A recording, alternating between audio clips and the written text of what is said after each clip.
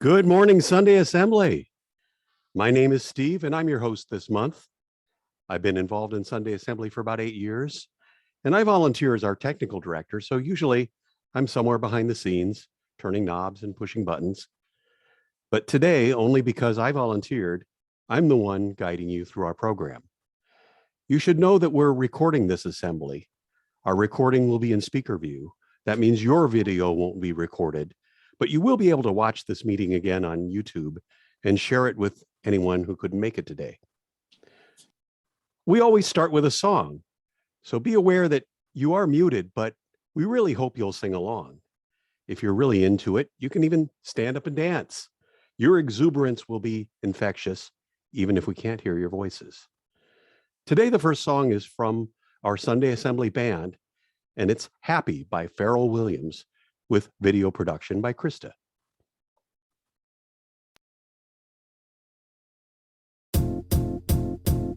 It might seem crazy what I'm about to say. Sunshine, she's here, you can take a break. I'm a hot air balloon that could go to space. With the air like I don't care, baby, by the way. Because I'm happy. Right along if you feel like a room without a roof. Because I'm happy. Right along if you feel like happiness is the truth. Because I'm happy. Right along if you know what happiness is to you.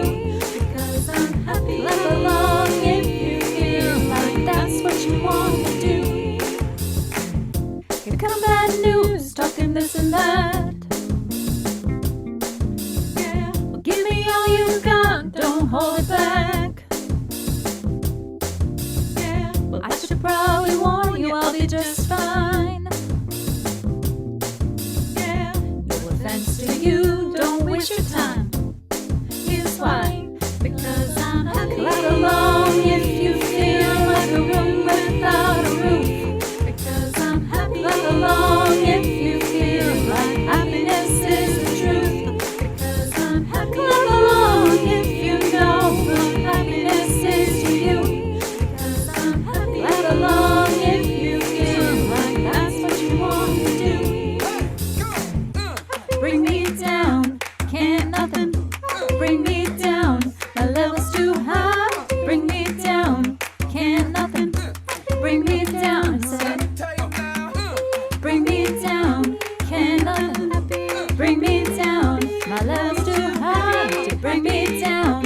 Can't nothing bring me down. I said, because I'm happy. Right along if you feel like a room without a roof. Because I'm happy. Right along if you feel like happiness is the truth. Because I'm happy. Right along if you know what happiness is to you.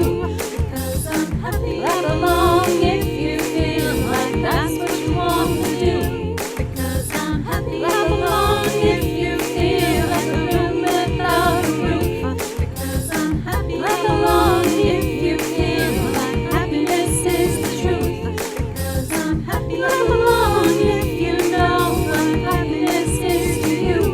Because I'm happy. Right along if you feel like that's what you want to do. Bring me down, can't nothing bring me down. My level's too high to bring me down.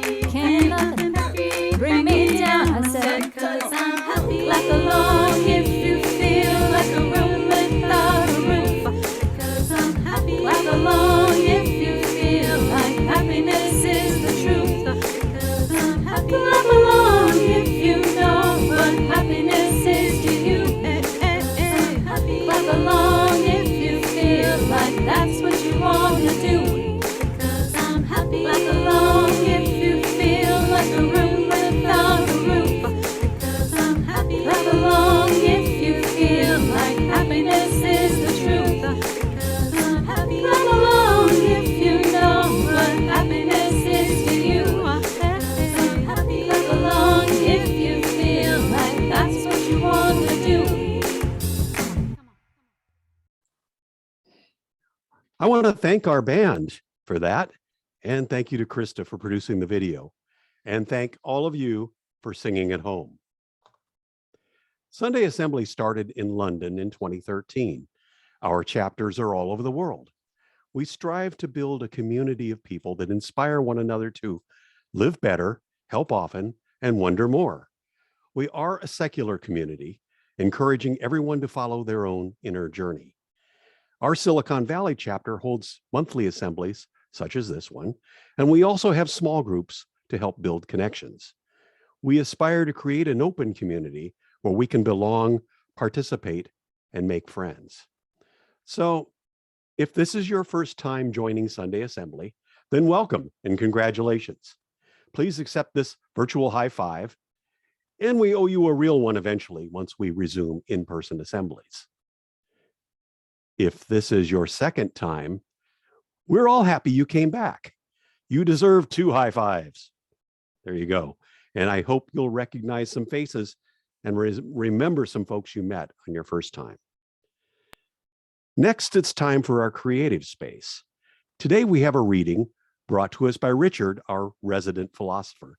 Hey, Richard, what do you have for us?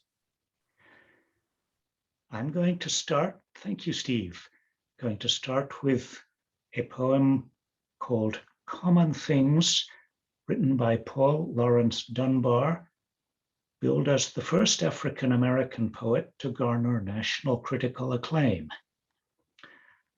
I'm not a poetry critic, so let's just go. Common Things. I like to hear of wealth and gold and Eldorados in their glory.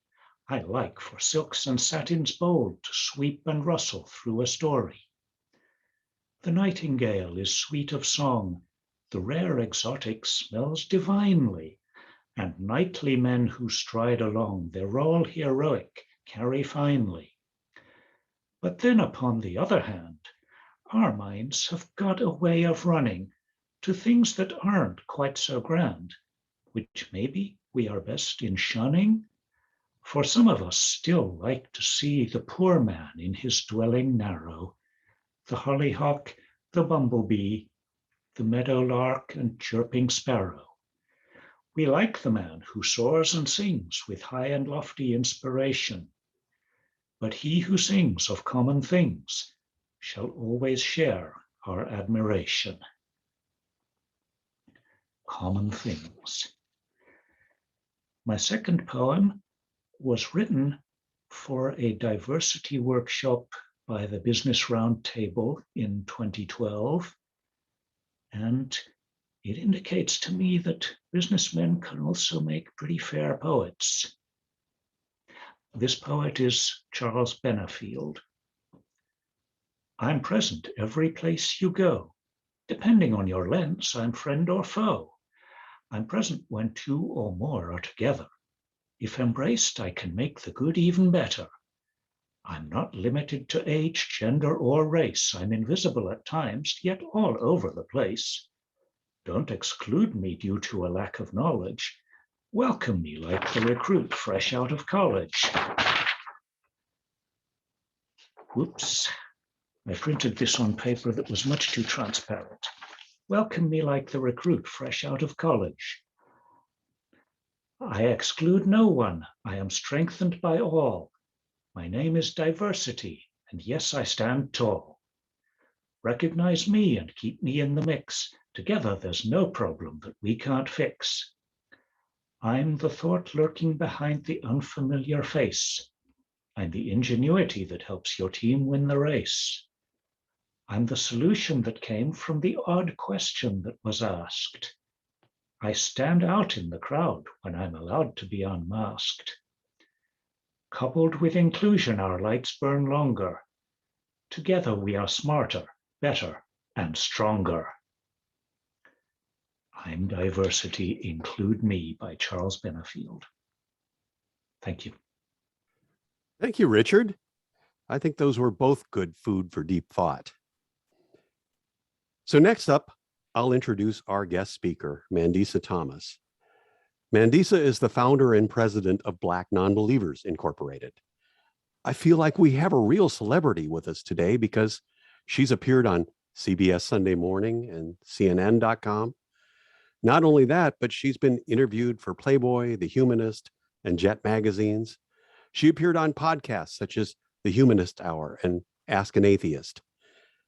Mandisa currently serves on the boards of the American Atheists and the American Humanist Association. And previously, she served on the boards for the Foundation Beyond Belief and the Secular Coalition for America. I'm eager to hear what she has to say. Please give a warm jazz hands welcome for Mandisa Thomas. Thank you very much, Steve, for that warm welcome. And thank you all here at the Sunday Assembly of Silicon Valley. It is a pleasure to be speaking with you all this morning/afternoon. And hello, everyone who is joining in, whether you are with the Sunday Assembly of Silicon Valley or with Black Nonbelievers, because I did share this information with our network. So welcome on this Sunday. I am here to talk about not just simply diversity, but also women of color in the secular movement. And this is very fitting, seeing as how this is Women's History Month. So this is a very appropriate talk. And hopefully this will be informative and thought-provoking, so that we are considering our overall engagement and our activism within this movement, and especially as it pertains to people of color and women of color in particular. So I'm going to share my screen with you, which is, I will share that right now. And it is called Women of Color Beyond Belief, Where Do We Go From Here? But it also does speak to diversity. So I will, let me just navigate. So a little bit more about me. I appreciate the introduction from Steve, but yes, I am the founder and president of Black Nonbelievers Incorporated, which is headquartered in the Atlanta, Georgia area. If you aren't familiar with us, information about where you can find us will be available later on in this presentation. And I am a New York City native. I am actually here in New York right now. My father recently passed away. And so the family and I did a memorial in a celebration of his life. And speaking of that, my upbringing and my background was pretty non-religious and secular. So I wasn't forced or made to go to church in the sense where I had to subscribe to the teachings or to be indoctrinated into religious belief. I did have many occasions to perform in various churches with my voice instructor. And part of that is due to my father, who was non-religious and who was forced to go to church, and I think hated every moment of it. So I do owe part of my secularism. I do a huge part to his non-belief in the face of a very religious family. So at 21, I moved to the Atlanta, Georgia area with my now husband and our daughter. We have since had 2 more children, so we have a total of 3 children. And over the course of that time, in the course of my regular work and then getting involved within the community and starting Black Nonbelievers, things just kept moving. So in 2018, I resigned from my full-time job as the event services manager for the Centers for Disease Control and Prevention at the headquarters campus to run Black Nonbelievers and to become involved and dedicated to the secular community full-time. And if you see in the corner underneath my picture, there is an opportunity to further support my activism through my Patreon, which you can subscribe to for as little as $1 a month, to get some insight into what goes on in my life, what goes on in the community that I don't necessarily share for the public. And I think I provide some really good insight there throughout, just throughout. So I think it could be very informative and helpful. As Steve said, I currently serve on the boards for American Atheists, the American Humanist Association, as well as Humanist Global Charity.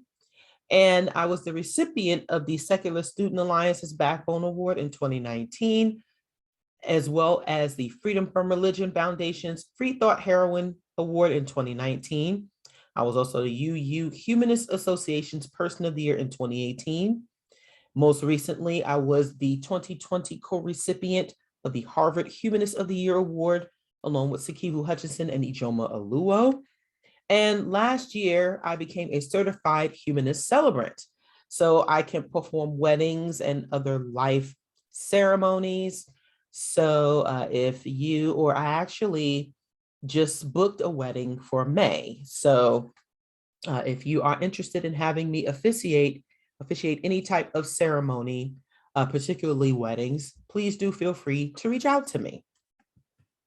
So for those of you who weren't really familiar with Black Nonbelievers as an organization, we are 11 years old. So we got started in 2011. And since then, we have put on some major events. We are a very engaging organization. We do also build community, but our advocacy is focused on Blacks who are non-religious and who are questioning religion in favor of leaving.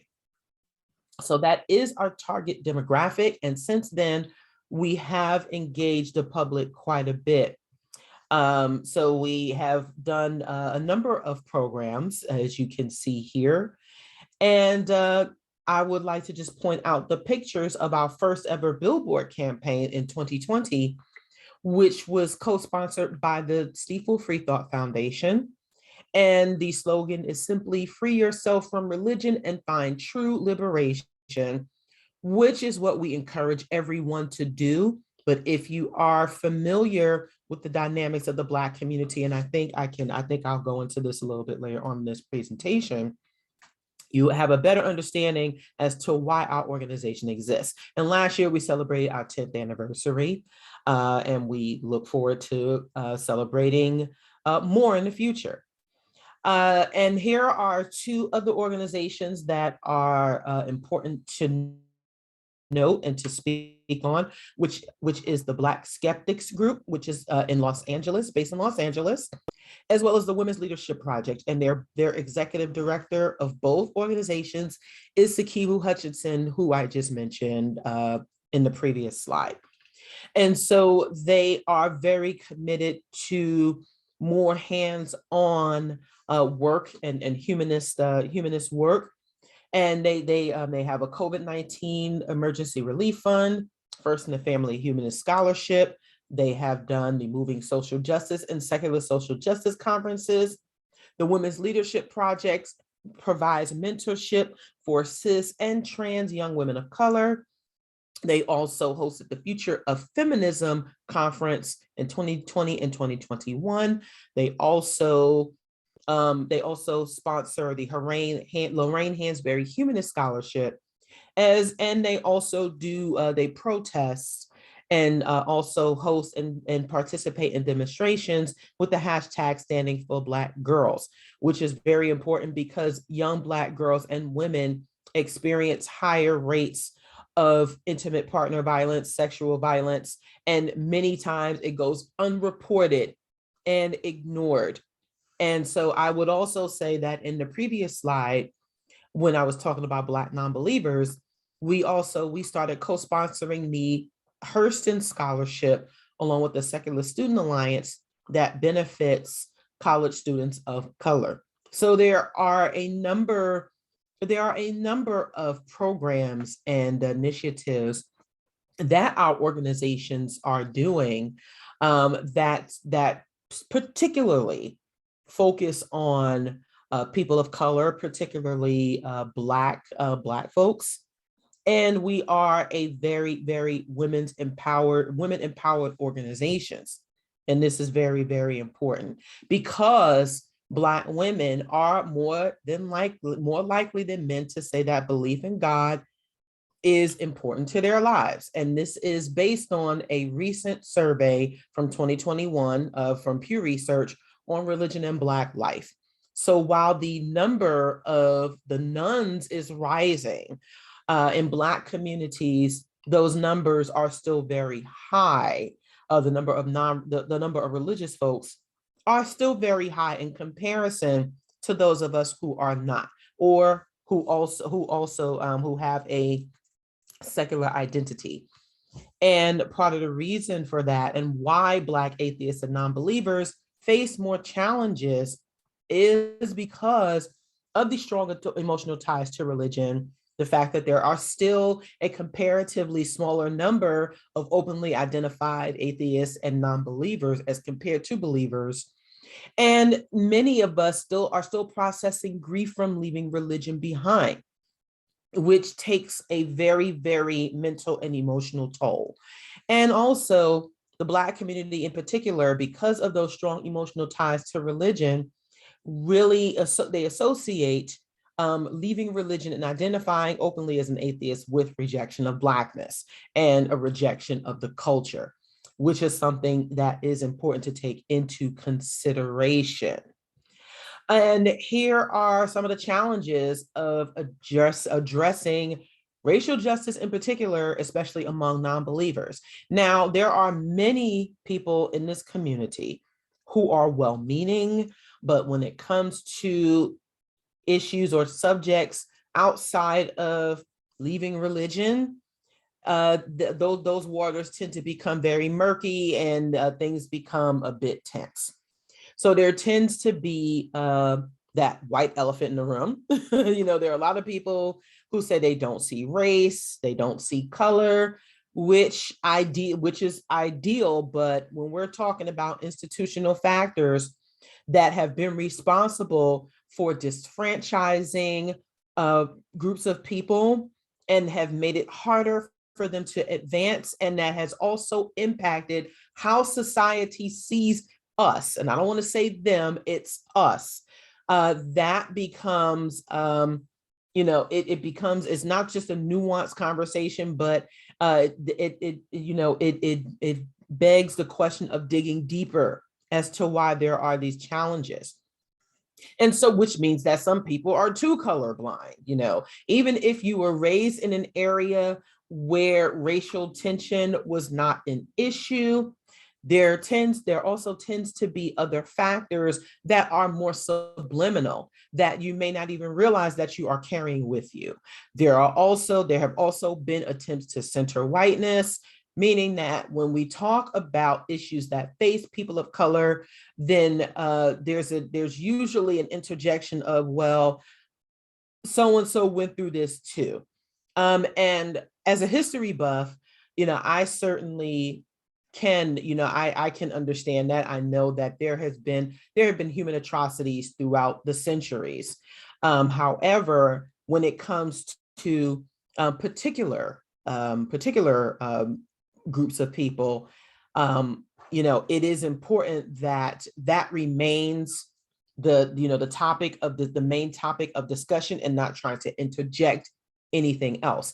And also, there tends to be a burden of proof falling on people of color to give this information, and then many times we are either dismissed or not taken seriously. And as you can see, it becomes this circular thing that tends to happen over and over and over again, which becomes problematic in a community that is supposed to be more evidence-based, more information-based, as well as progressive, and doing things in the name of simply good. So that becomes a challenge there. And here are some other additional challenges, which some of you may be familiar with, which is what we're trying to unpack today.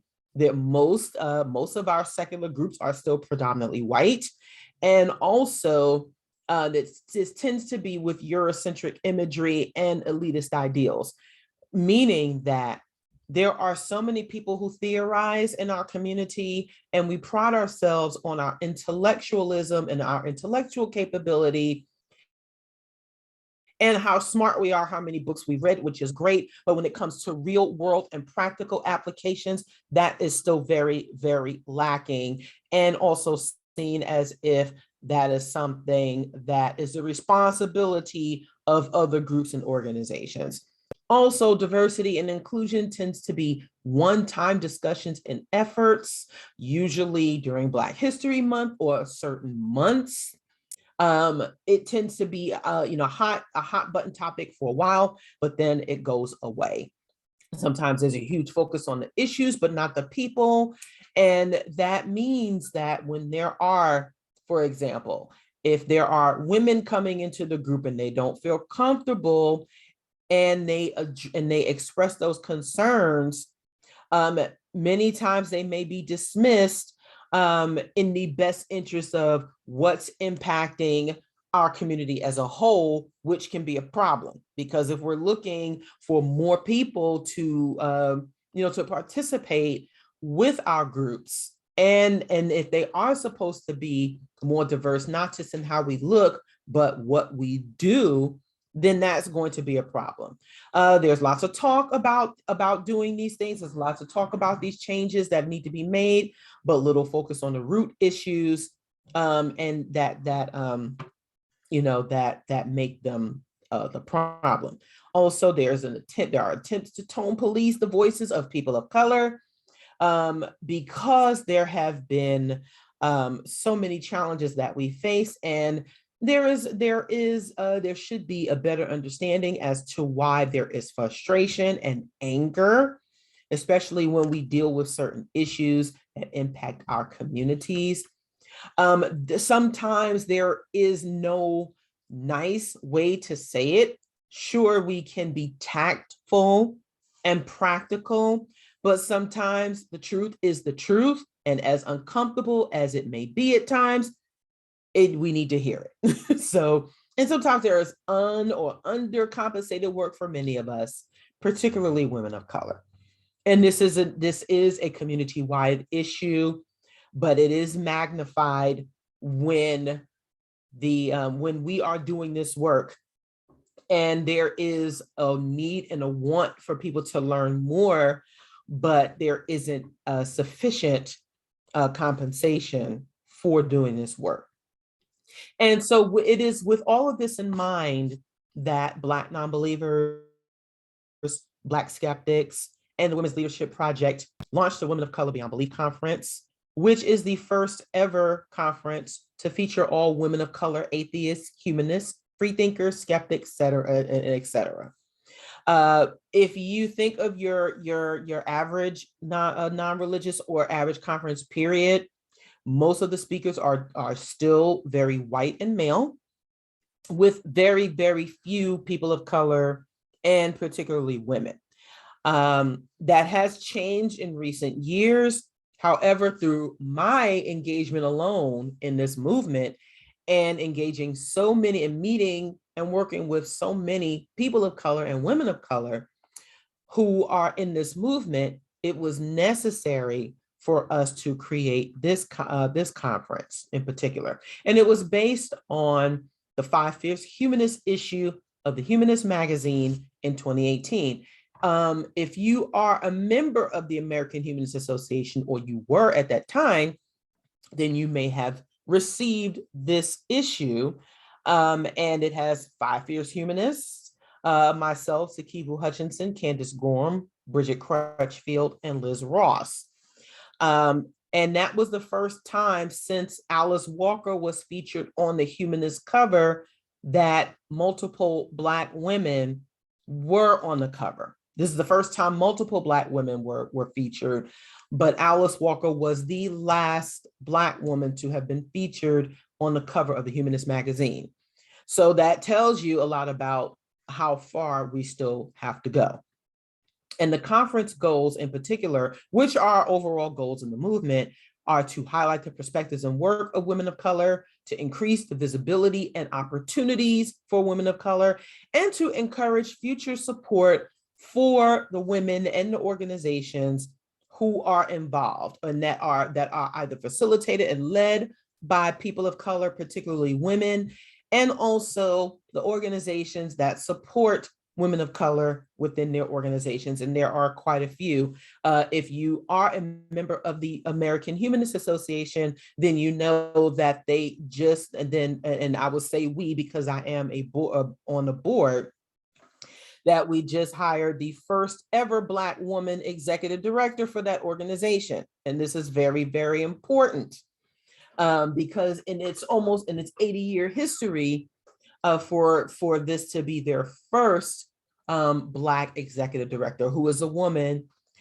this is game changing. And so some of the topics of discussion at Women of Color Beyond Belief, which were in 2019 and in 2021, not necessarily your typical subjects at some of the conventions or conferences. We do talk about criminal justice and reform. Some may be coming out as atheists, which may be a standard topic, which is still very important. End of life preparation, intersectional feminism, all of these things that are that do pertain to our community: parenting, surviving domestic abuse. And we also talk about reparative justice. When we talk about reparations for for African Americans, that was one of the topics for last year's, for the 2021 conference, which is still very, very important to our communities. There is a bill in Congress, or there is a bill, HB 40, the reparations bill. And I know that there is a call for support for that, which I think is important for people in our community to know and get a better understanding of when it comes to economic justice in our communities.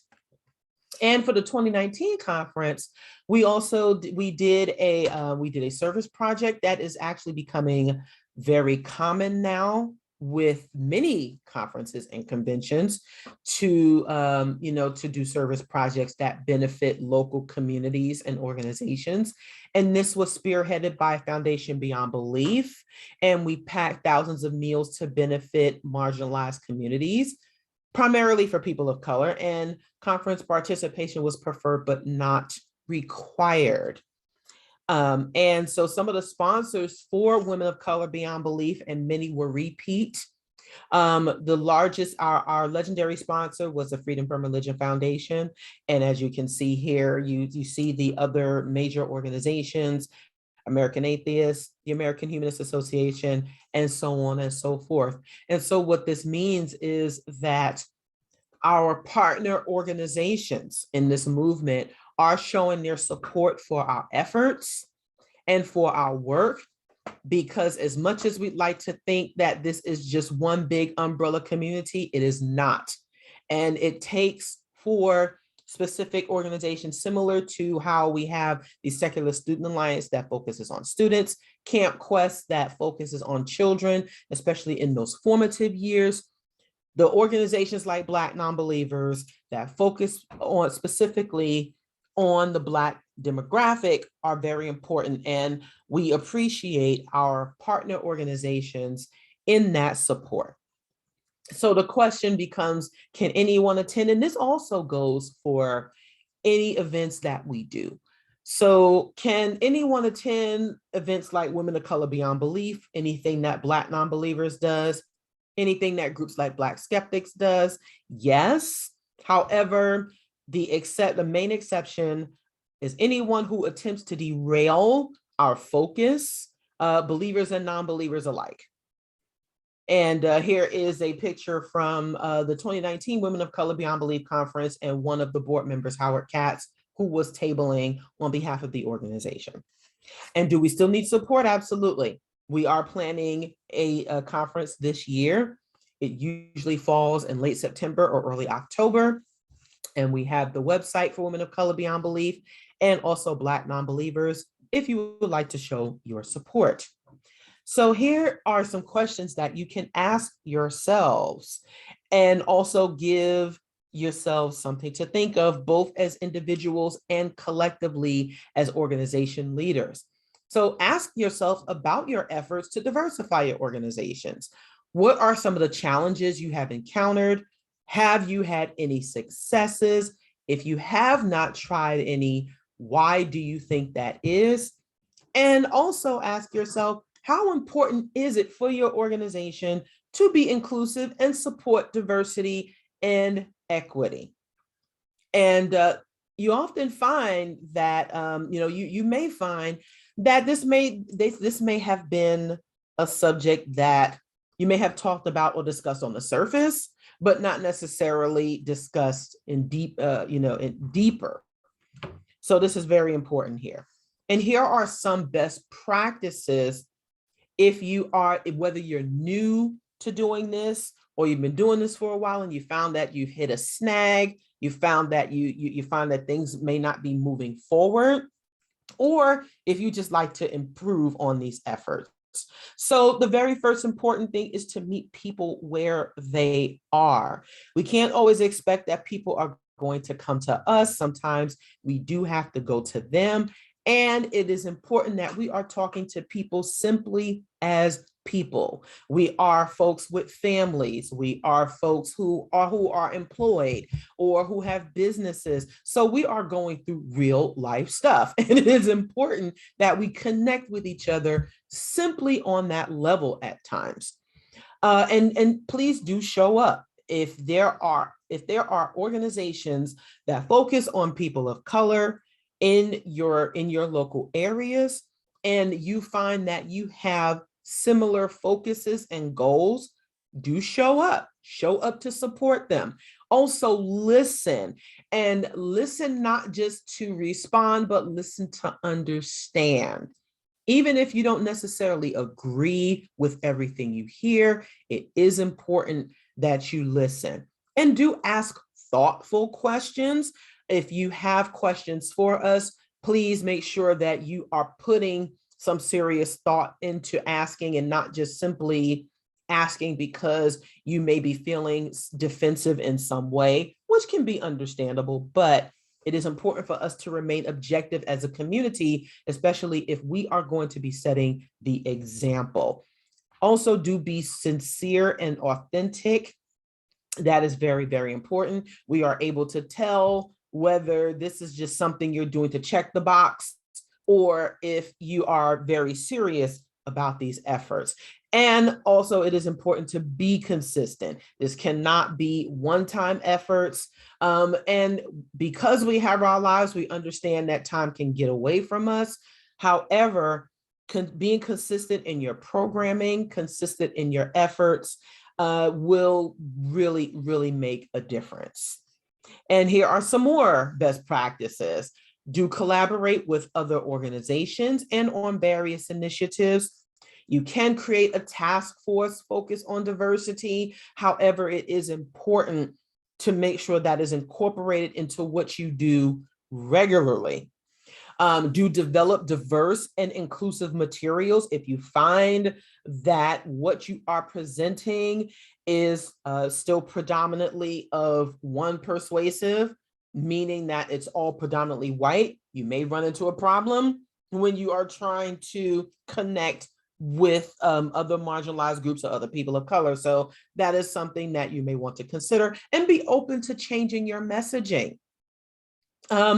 Think about how you're coming across and whether that can be revised and improved. And there's nothing wrong with doing targeted outreach. There is, if you find that you are an organization that is predominantly white and you would like to focus particularly on people of color, that could be a good start. Also for those communities that speak more than one language, it could be a possibility to provide bilingual versions of information. And last but not least, support the organizations and initiatives that are focused on this work. No one is expected to handle or to be able to solve all of these challenges. So when you see organizations like Black Nonbelievers and Black Skeptics and the Women's Leadership Project, you don't necessarily, we encourage some participate, we encourage participation, but support is just as important, if not more important. And if you find that, again, your goals align and you love the work we do, please do support it. That is going to be very, very important here. So to wrap this up about where do we go from here?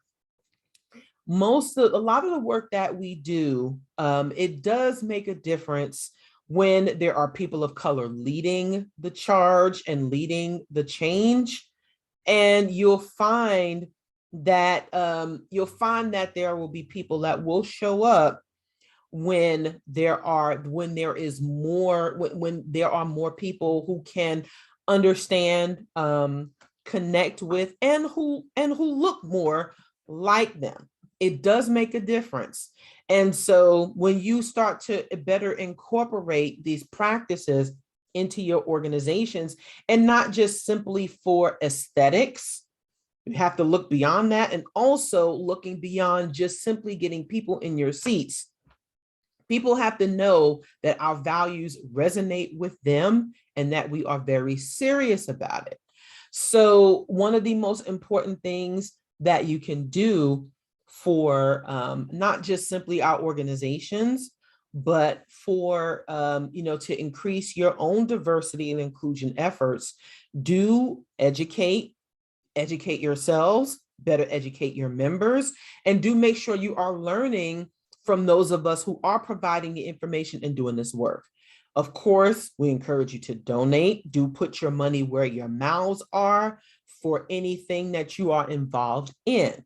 And last but not least, support. And support comes in many forms. Support comes in the form of volunteering. Support comes in the form of referencing other resources, or if you can connect folks with resources that can help them or their organizations, that is support as well. And those are tangible goals. These are things that are not going to change overnight, but that you have to be willing to commit yourself to, and even through very, very challenging times. And we see and we have seen some challenging times, not just within this community, but also when we're seeing a war going on right now, right? This is, this impacts all of us, and some more than others. And we have to think about this, as we want to, if we want to implement changes in our communities. And of course, we can't always, sometimes we can look at things on a more larger and global scale, but changing things within and starting it one step at a time really does make a difference. And if you weren't aware of the work that women of color and people of color are doing within the secular spaces in particular, now is the time to learn it. Now is the time to make yourself familiar, and it's also a good time to support and get more involved. So here are a few references and resources for reading, which are Humanists in the Hood, which was written by Sikiru Hutchinson in 2020. Also the 5 Fierce Humanists article, which appeared in the July-August issue of the Humanist magazine, which is still available on the Humanist.com, on the Humanist website at thehumanist.com. And also the Ebony Exodus Project that was written by Candace Gorham in 2013. She has since come out with a new book on death, dying, and disbelief. All of these references and resources, or most of them, can be found on the website for BN. And so we ask that you, here is our plug for social media. Black Nonbelievers is on Facebook, Instagram, Twitter, and YouTube, where you can find the videos from the 2019 Women of Color Beyond Belief Conference. We are working on the 2021 videos now. And here are all the ways that you can support Black Nonbelievers financially. You can go to our website and make a monthly contribution. And here are some of the other ways as well. Also, we encourage you to follow and support Black Skeptics and the Women's Leadership Project on Twitter and Instagram. So thank you once again very much for having me. And I understand that questions will be coming later on in the assembly, but here is just more information on where to follow Women of Color Beyond Belief in particular. So thank you all once again very much for having me. I hope this was informative and again, thought-provoking. Thank you. Thank you, Mandisa. I think we all see how needed your work is. And I think your success so far is inspiring. And I think your insight is going to be helpful to us here. To thank Mandisa for her appearance today, we have a gift. Now, normally, if we were meeting in person, she would get a bag of homemade goodies from our community. But instead, our board will be donating $100 to Black non-believers. Mandisa will be available for questions after the end of our assembly program, so look for her in the speakers table breakout room. Next, we invite you to sing along with What the World Needs Now by Jackie DeShannon, with video production by Elizabeth.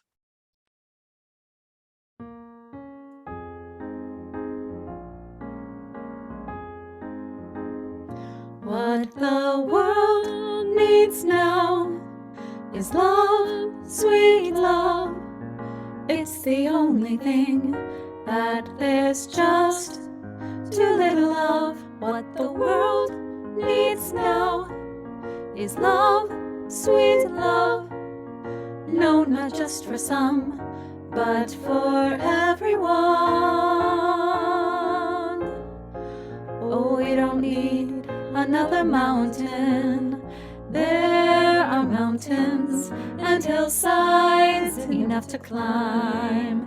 There are oceans and rivers enough to cross, enough to last till the end of time. What the world needs now is love, sweet love. It's the only thing that there's just too little of. What the world needs now is love, sweet love. No, not just for some, but for everyone. Oh, we don't need another meadow. There are cornfields and wheat fields enough to grow. There are sunbeams and moonbeams enough to shine. Oh, listen now, if you want to know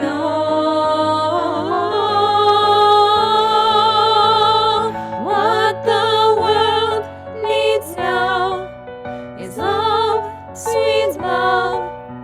It's the only thing that there's just too little of. What the world needs now is love, sweet love. No, not just for some, oh, but just for everyone.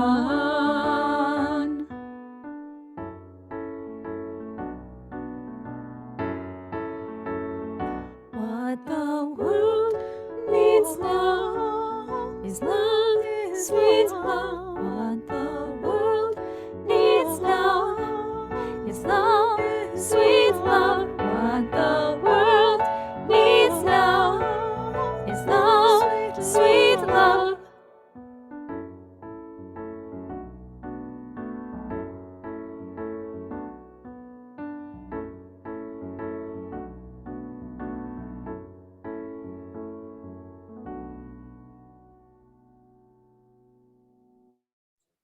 Thank you, Elizabeth. That was nicely done. Our next segment is called Doing Your Best, when we invite a community member to share a personal story on how they are doing their best. Today, we welcome Bill Hathaway. While doing double duty as our tech host, Bill is also ready to tell us how he is doing his best.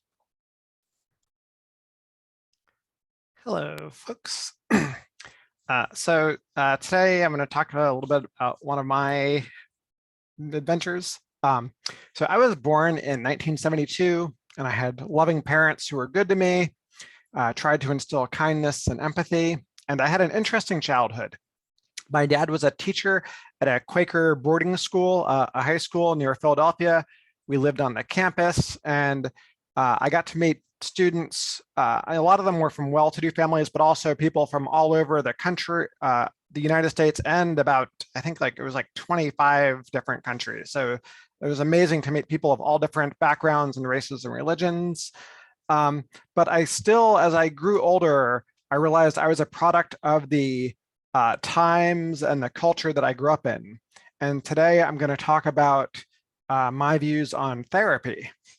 So growing up, I had never heard of anyone going to mental therapy like in my circle in a positive light. Like I knew that people went, but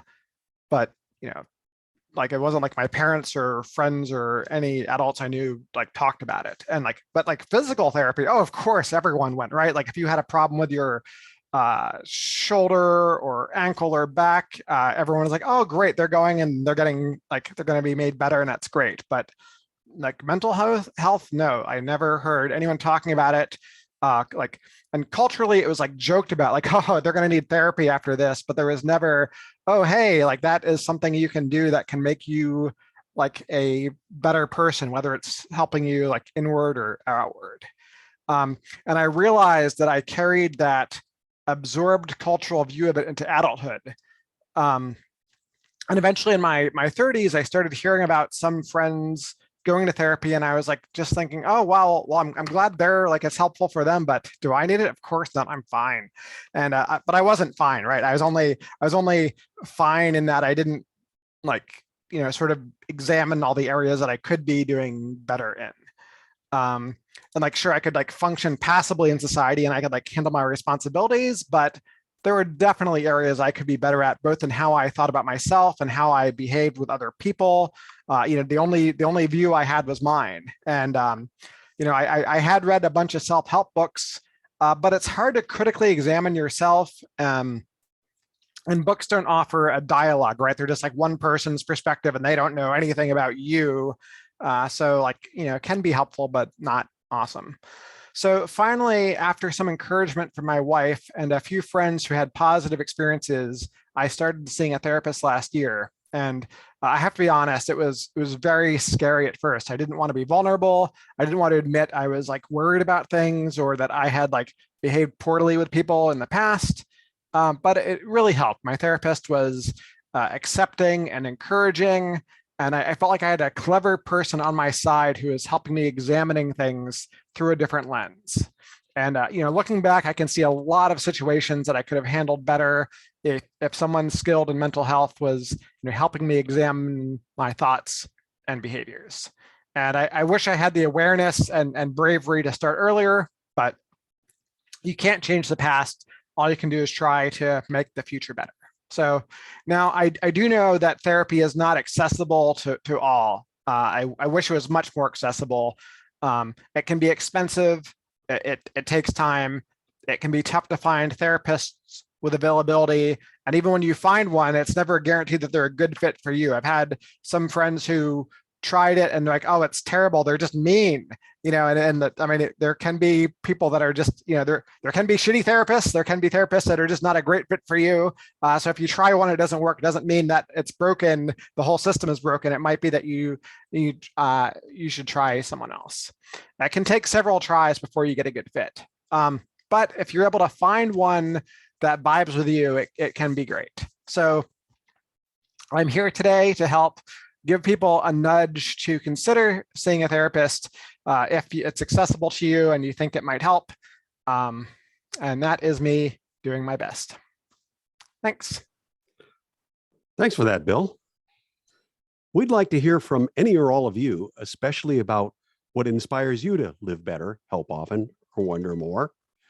Find out how to share your inspiring story by sending a message to the email address in the chat. We're especially interested in what you would like to see at an upcoming assembly. Do you have an idea for a guest speaker? Do you have an idea for a poem or a reading or telling a story? What would you like to perform, or would you like to perform a song for our Creative Space segment? Please let us know using the email in the chat. It's at this point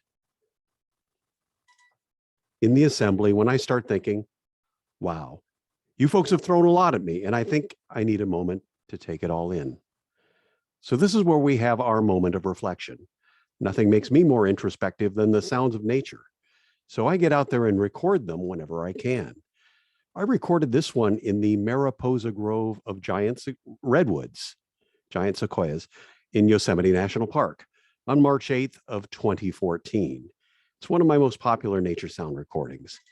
In it, you'll hear woodpeckers and squirrels, chickadees, nuthatches, and Steller's jays, without any sounds of humanity whatsoever. Please reflect on it, and we'll see you back in 2 minutes.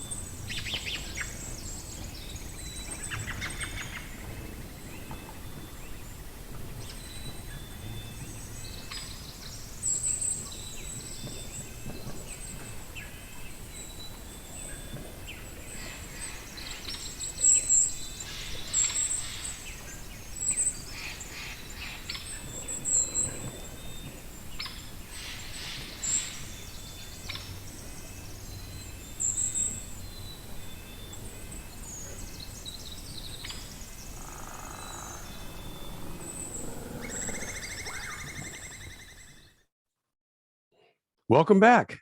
You did come back, didn't you? I wouldn't blame you if you wanted to hang out there for a little while longer. It's time for Life Happens, the segment when we share updates about our triumphs, difficulties, struggles, joys, and perhaps just puns. If you'd like to contribute right now, there's still time to share it in the chat. Our lives are full of events, both pleasant and unpleasant. Sharing heightens our joys and makes our pain easier to bear. At times, we face challenges that overwhelm us. A good community understands that we aren't perfect and that our lives aren't either.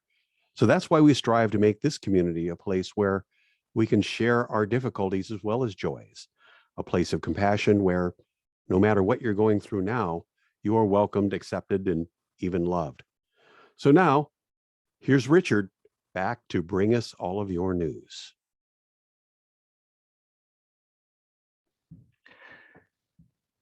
Thank you, Steve. So I'm going to start by reading out the March birthdays, because a birthday is always important in people's lives. Whoops, have I scrolled too far? So Lindsay Cooper has her birthday in March. John Feig, Mark Robichek, Lisa Hedler-Smith, and Warren Schmidt. And March is also my birthday month, but I'm asking you to please not tell too many people about that.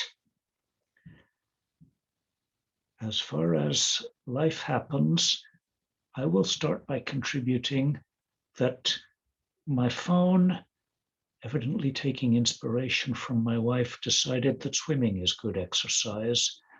And I'm not going to tell you where it went for a swim, except that I had to rinse it off afterwards.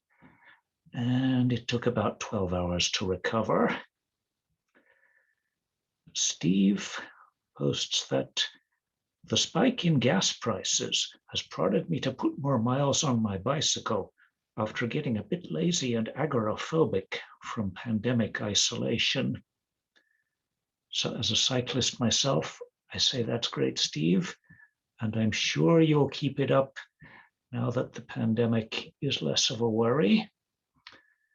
I will then check the chat.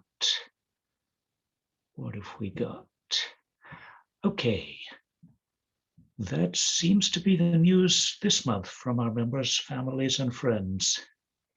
Thanks, Raji. So over to you again, Steve. Thank you, Richard. This assembly isn't the only event we offer. There are a variety of activities every month, all online at the moment. And you can look for Sunday Assembly on Meetup. This is where you can find details about all of our events and register for them there. As a run-up to Earth Day, our assembly is participating in a trail cleanup along Coyote Creek. Our crew has always had fun at these events, and you can go to our Meetup page to register. Next slide. We list all of our SMOOP events, small groups, on Meetup. And so you can go there to find out about our compassionate listening group this coming Monday, an action team meeting this coming Tuesday where we plan our next assembly like this one. The open board meeting of our governing board is this coming Thursday.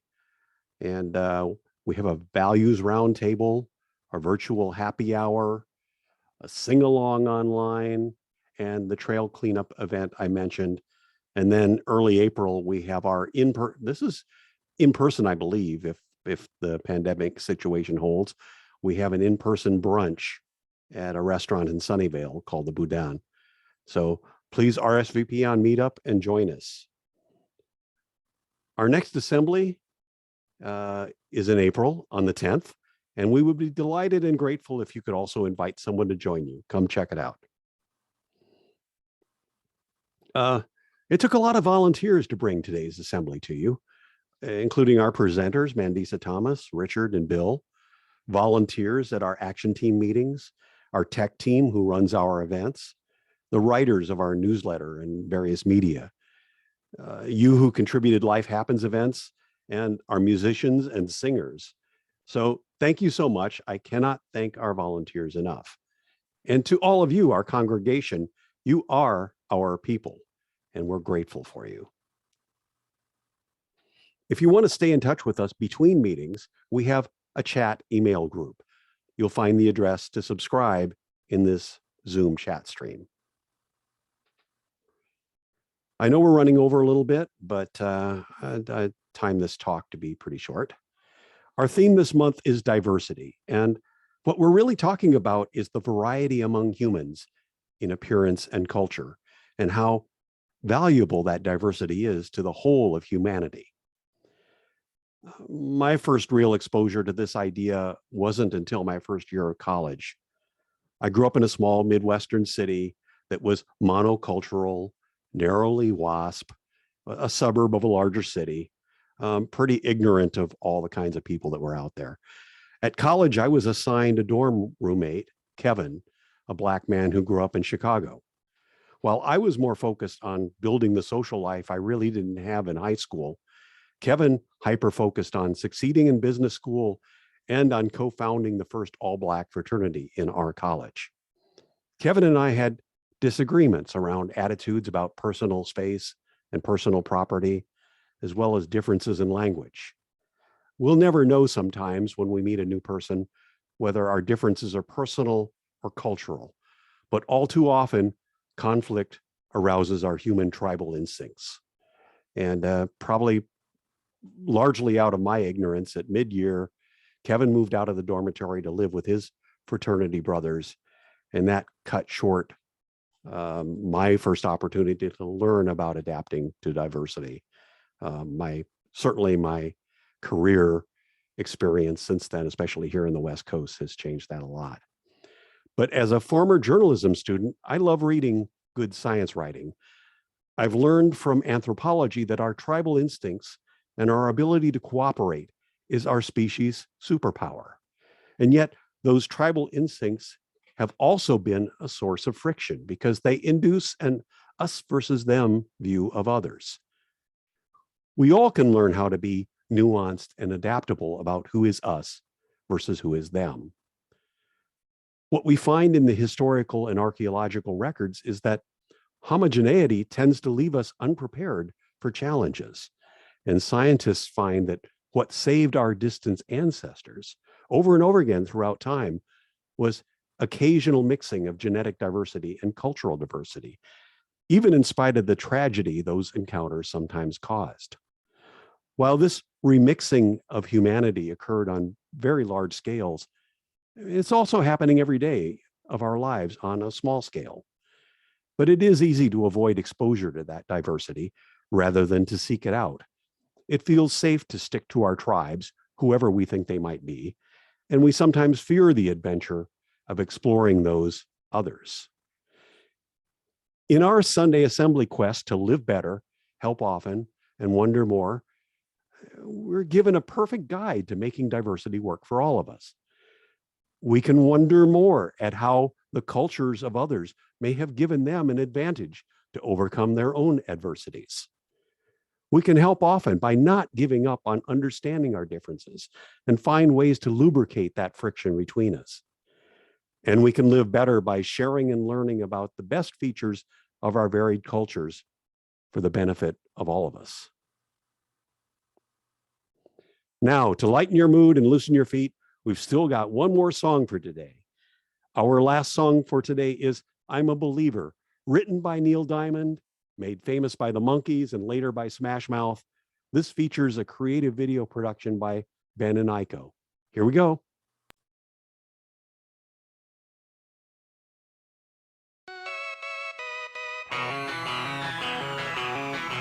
I thought love was only true in fairy tales, meant for someone else but not for me.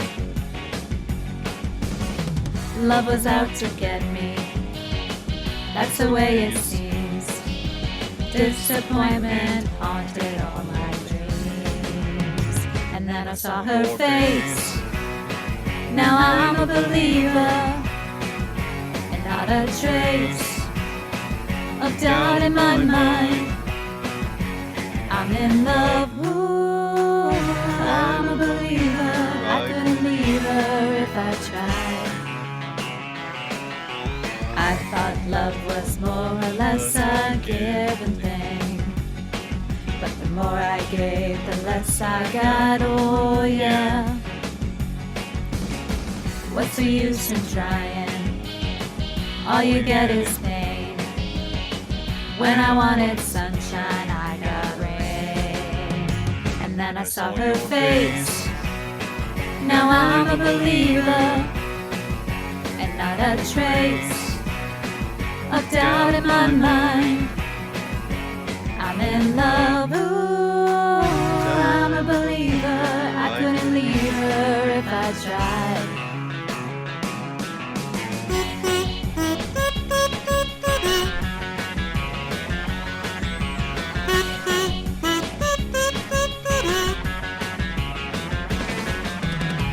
What's the use in trying? All you get is pain. When I wanted sunshine, I got rain. And then I saw her face, now I'm a believer, not a trace of doubt in my mind. I'm in love, ooh, I'm a believer. I couldn't leave her if I tried. Then I saw her face, now I'm a believer, not a trace of doubt in my mind.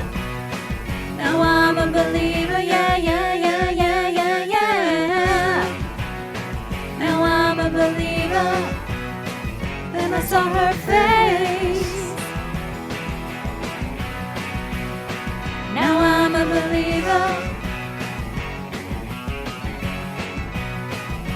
not a trace of doubt in my mind. I'm a believer, now I'm a believer. Yay. I got to say one more thank you to our band and their video producers. And I'm really looking forward to seeing them play live again when we can. The Sunday Assembly motto is live better, help often, and wonder more. Before you go to enjoy the rest of your day, let's say the motto together one more time in unison with enthusiasm. Ready, set, go. Live better, help often, wonder more. Okay, our main program is finished, but we'd love for you to hang around in the breakout rooms for conversation tables. Mandisa will be available for questions in our speakers table breakout room. If you need help navigating in the breakout rooms, feel free to ask Bill, who is running our Tech Ops account. Ask him for assistance. And don't forget to stack your chairs. Bill, are you ready to open the conversation tables? All set. Thanks, everyone.